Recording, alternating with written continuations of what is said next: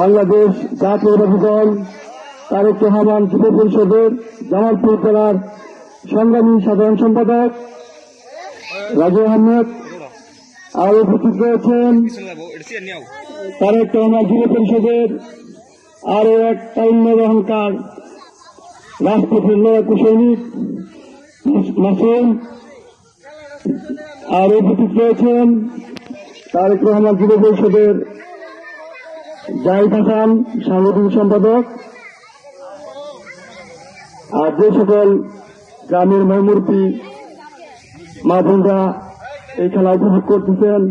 সবাইকে আন্তরিক কৃতজ্ঞতা ও ধন্যবাদ জানাই। সর্বশেষ একটা কথা বলবো, খেলাধুলার পাশাপাশি সবাই তার ব্যক্তিগত জীবনে সৎ ও আদর্শবান চরিত্রের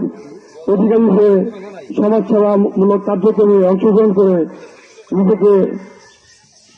যারা এই খেলায় অংশগ্রহণ করেছে সবাই যেন সামাজিক যত সেবামূলক কাজ আছে সেই কাজগুলা মানুষের পাশে গিয়ে দাঁড়িয়ে মানুষের সেবামূলক কাজগুলা তারা করতে পারে সেই আশাবাদ ব্যক্ত করে বাংলাদেশ জাতীয়তাবাদী দল তারেক রহমান যুব পরিষদ